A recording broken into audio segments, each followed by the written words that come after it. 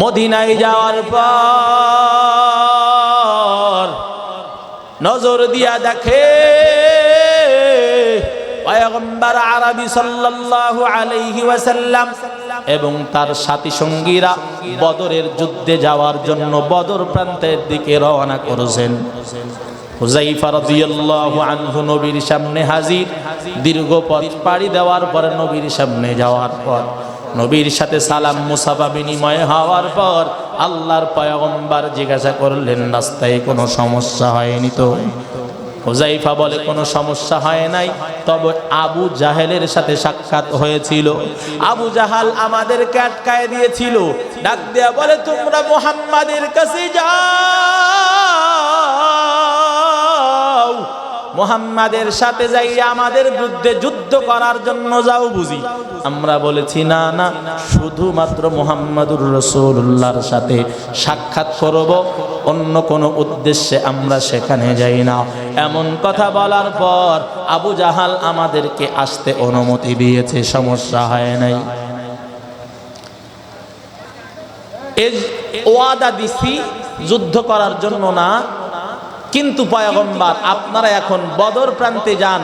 যেই বদর প্রান্ত হলো এমন একটা ময়দান, হক বাতিলের মধ্যে তাফারুক করার ময়দান, যেখানে হক যদি মুসলমানরা বিজিত হয় তাহলে হক বিজয় হয়ে যাবে, আর যদি মুসলমানরা পরাজয় বরণ করে ইসলাম মিটে যাবে, মুসলমানরা ধ্বংস হয়ে যাবে।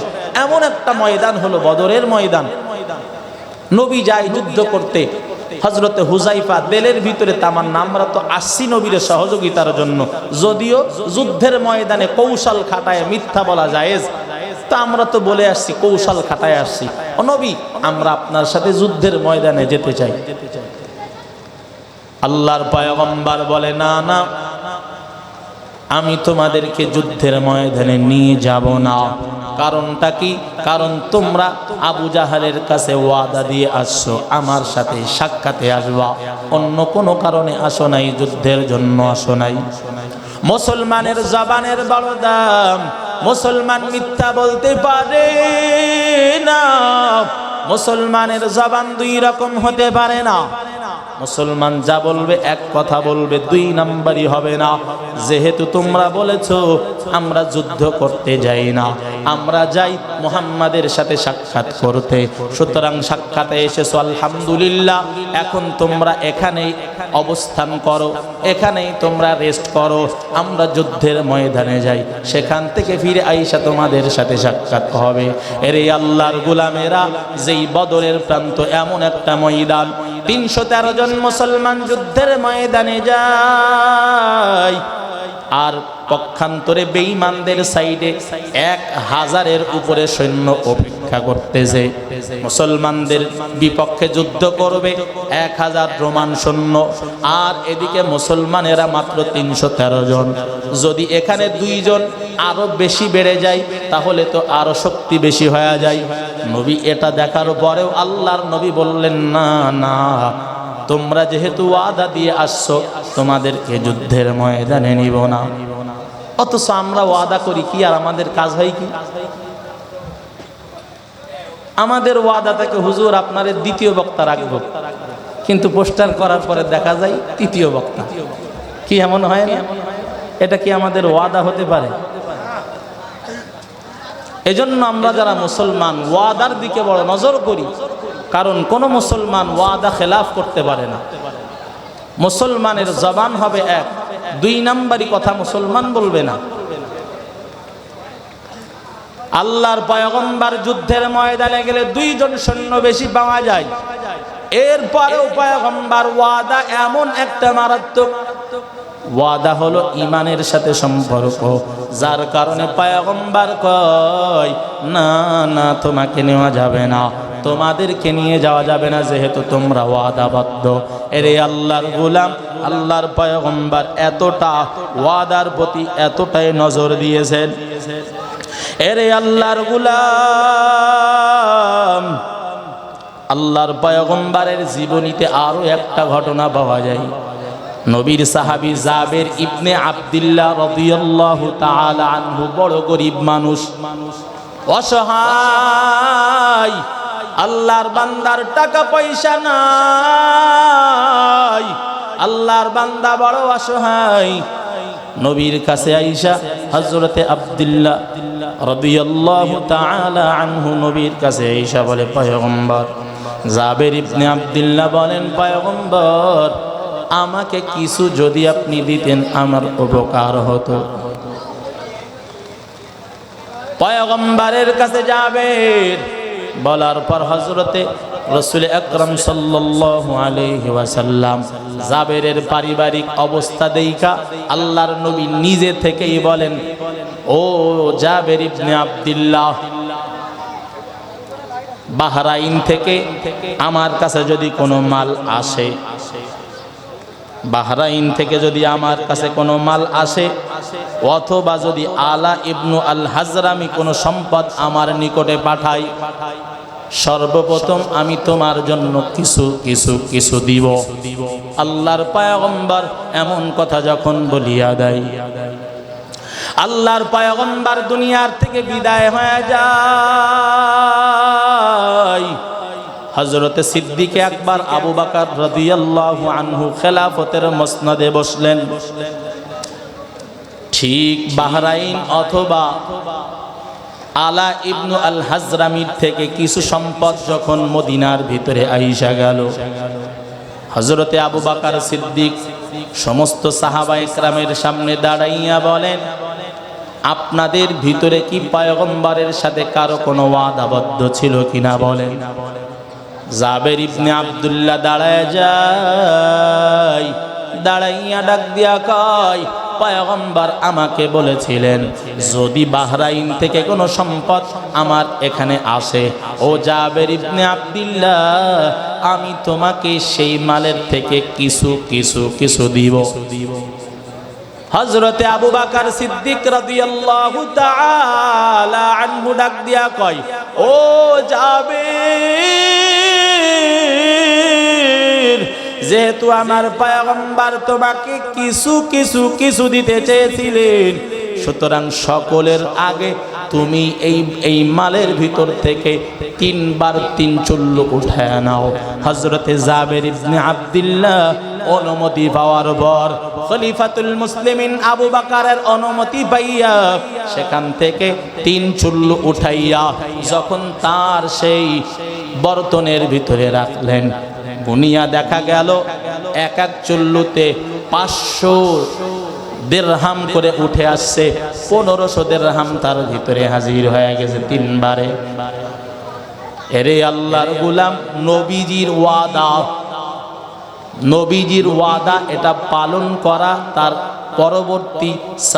পরবর্তী সাহাবীর জন্য এটা ওয়াজিব হয়ে গেছে।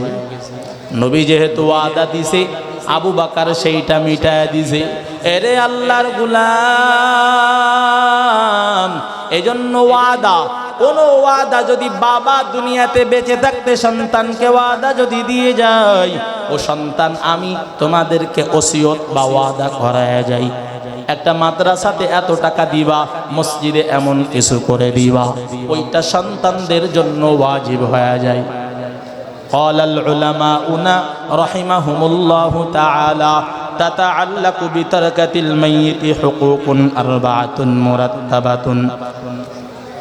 আমাদের হানাফি মাযহাবের উলামারা বলেন, একজন মাইয়িত মারা যাওয়ার পর মৃত ব্যক্তির উপর তার ওয়ারিসদের 4টা হক বাকি থাকে। হুকুকুন 4 মুরাত্তাবাতুন। আল আউয়ালু ইবদাউ বিতাকফিনিহি ওয়া তাজহিজিহি মিন গায়রি তাবযীরিন ওয়ালা তাকযীরিন। 1 নাম্বার যেই হকটা বাকি থাকে, ওই মাইয়িতের সন্তানেরা মাইয়িতকে কাফন দাফন করানোর জন্য যা অর্থ খরচ হবে খরচ করতে হবে।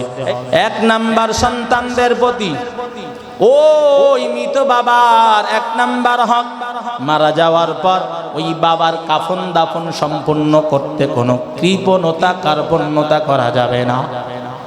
2 নাম্বার, আল্লাহ আমাদের উলামারা বলেন, সুম্মা তুকযা দুয়ুনুহু মিন জামি'i মা বাকিয়া মিন মালিহি। যেই সম্পদ তার বাকি থাকবে, দুনিয়ার ভিতরে বাবা যদি কোনো ঋণ রেখে যায়, ওই ঋণটা সন্তানেরা পরিশোধ করে দিবে।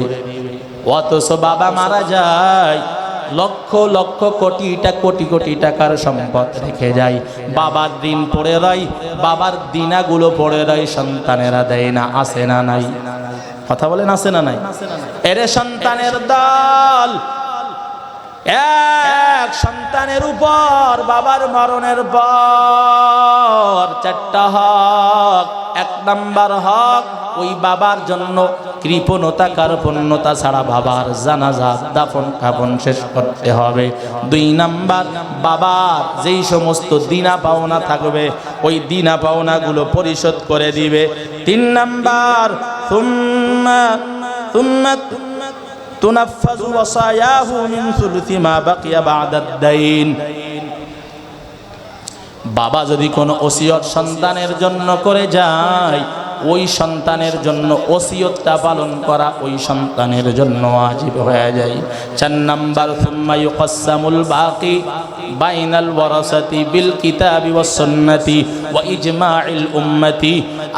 এই ওই সন্তানের উপর চার নাম্বার হক এসে যায়।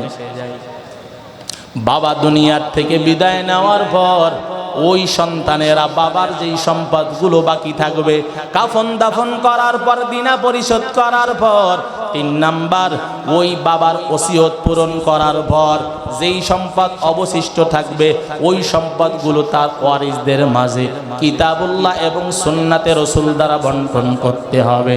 এরে আল্লাহর গোলাম, ঠিক পয়গম্বর আরবি সাল্লাল্লাহু আলাইহি ওয়াসাল্লাম দুনিয়ার থেকে বিদায় নেওয়ার পর নবী আমার হযরতে জাবের ইবনে আব্দুল্লাহকে বলেছিলেন, রে জাবের, যদি আমি বাহরাইন থেকে সম্পদ পাই তোমারে কিছু কিছু দিব। হযরতে আবু বকর বলেন, আমার নবীর যেহেতু ওয়াদা ছিল আমি তোমারে নবীর ওয়াদা পালন করে দিলাম। এরে আল্লাহর গোলামেরা, আবু দাউদ শরীফের ভিতরে 4996 নম্বর হাদিসের ভিতর একটা ঘটনা উল্লেখ করা হয়। আব্দুল্লাহ ইবনে আবি হামজা রাদিয়াল্লাহু তাআলা আনহুর ঘটনা। নবীর সাথে একটা দিনা পাওনার বিষয়টা এসে যায়। নবীর কাছ থেকে কিছু নিছে কিন্তু টাকা পরিশোধ করে না। আব্দুল্লাহ ইবনে আবি হামজা রাদিয়াল্লাহু তাআলা আনহু পয়গম্বরকে একদিন ডাক দিয়া কয়, ও পয়গম্বর, আগামীকাল অমুক স্থানে আপনি আমার সাথে সাক্ষাৎ করবেন, অমুক জায়গায় আমি ওই জায়গায় আসব, ওখানে আপনি থাকবেন, আমি আপনার পাওনাটা পরিশোধ করে দিব। এমন কথা বলার পর আল্লাহর পয়গম্বর সাল্লাল্লাহু আলাইহি ওয়াসাল্লাম আব্দুল্লাহ ইবনে আবি হামজার কথা মোতাবেক ওই স্থানে গিয়ে দাঁড়ায় গেলেন। 3 দিন হয়ে গেল, এরপরেও তাকে ওখানে আসার খোঁজ পাওয়া যায় না। ফানাসিতু, হযরতে আব্দুল্লাহ ইবনে আবি হামজা বলে, আমি ভুলে গেলাম। সুম্মা যাকারতু বা'দা 3 দিন অতিবাহিত হওয়ার পর আমার স্মরণে আসলো।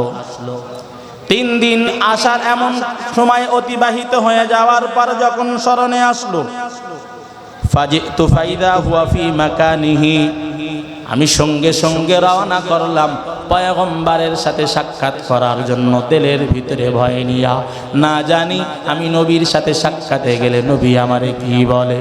এরপরেও আল্লাহর নবীর কাছে যাওয়া লাগবে। নবী আমার ওখানে দাঁড়ায় আছে কিনা তো জানা নাই। এমন অবস্থা হযরতে আব্দুল্লাহ ইবনে আবি হামজা ওই স্থানে যখন আসলেন, ফাকালা, ওই সময় আল্লাহর পয়গম্বরকে সে দেখতে পাইল। নবী বললেন, ইয়া ফাত্তাহ, এ ফাত্তাহ, লাকাদ শাকাক্তা আলাইয়া, তুমি আমারে কষ্ট দিয়েছ। আল্লাহর পয়গম্বর ওয়াদা রক্ষা করার জন্য এক স্থানে 3 দিন দাঁড়ায় রইলেন। এরপরেও পয়গম্বর ওয়াদা ভঙ্গ করে নাই, কারণ ঈমানওয়ালার জন্য ওয়াদা এটা বড় মারাত্মক চুক্তি। এরে আল্লাহর গোলামেরা, যুবক, কত ওয়াদা কত মানুষকে তুমি দাও। এ বৃদ্ধ বাবা কত ওয়াদা মানুষকে তুমি দিলা, অথচ ওয়াদাটা পালন করো না, ওয়াদাটাকে কিছুই মনে করো না।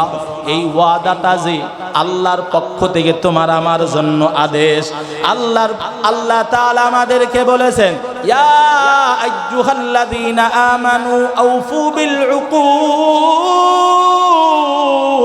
আল্লাহ পাক বলেছেন, ঈমানওয়ালা ও মুমিনেরা, তোমরা তোমাদের ওয়াদাকে পূর্ণ করো। আল্লাহর আদেশ ওয়াদা করলে পূরণ করো। মুসলমান কখনো ওয়াদার বরখেলাপ করতে পারে না। খলিফাতুল মুসলিমিন ওমর রাদিয়াল্লাহু আনহুর জামানার একটা ঘটনা মনে পড়ে যায়।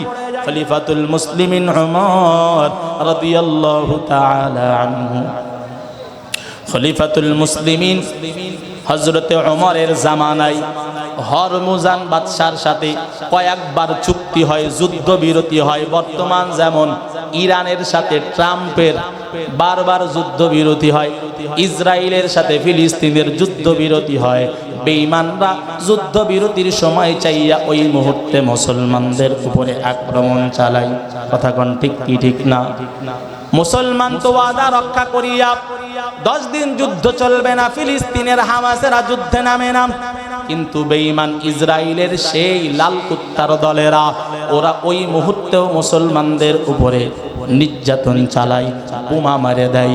এরে আল্লাহর গোলামেরা, এটাই হলো নবীর আদর্শের উম্মত, ওয়াদা করলে ভঙ্গ করে না।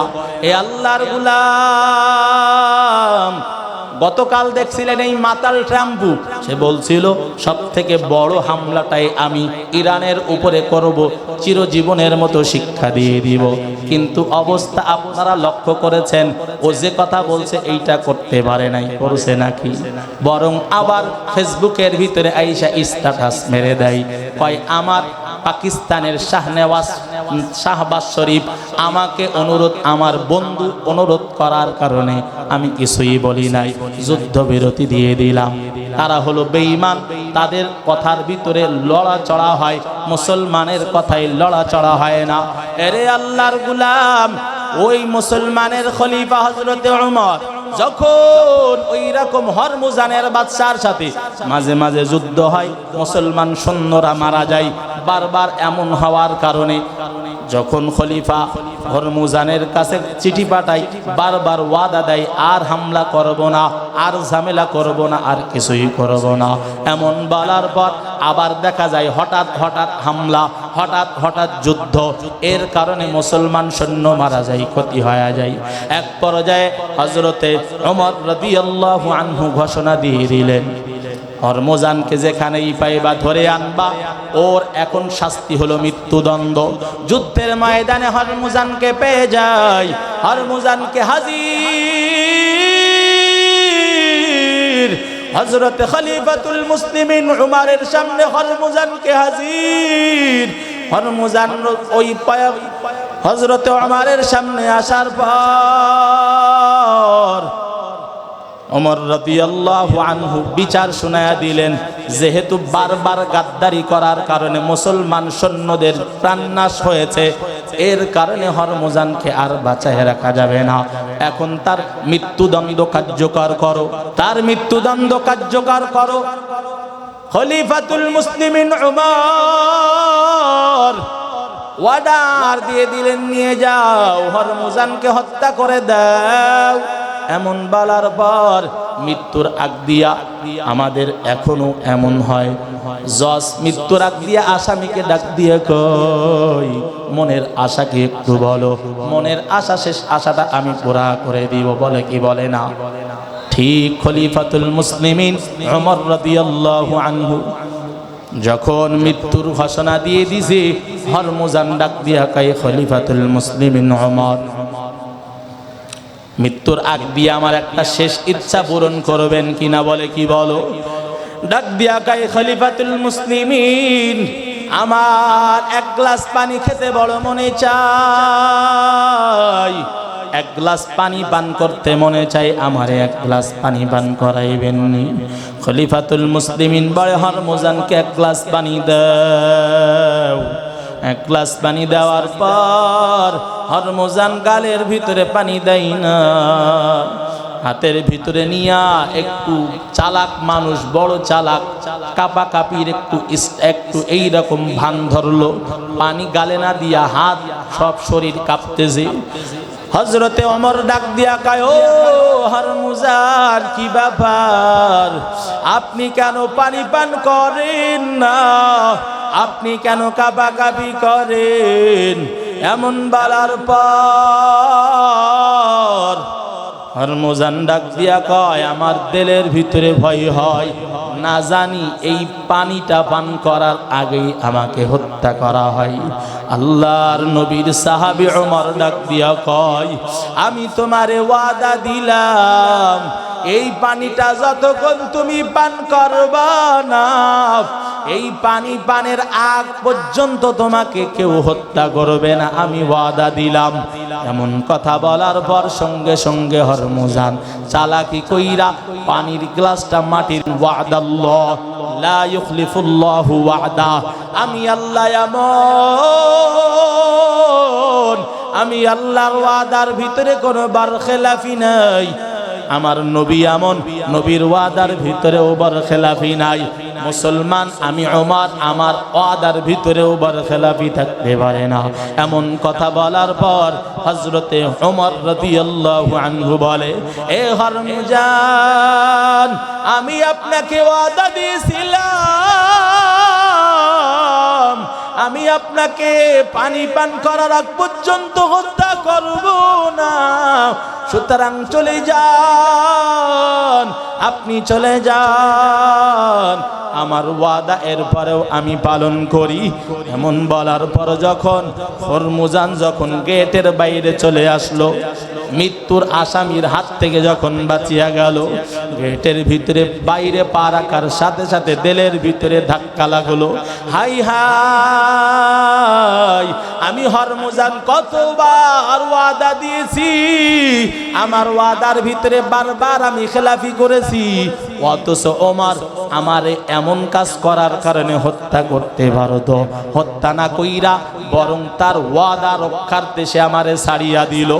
এমন ধর্ম, এমন মানুষ তো এই মুসলমানেরা, এমন আদর্শ তারা নিয়ে চলে, এমন আদর্শ তো কারো হতে পারে না, এমন ধর্ম তো আর হতে পারে না।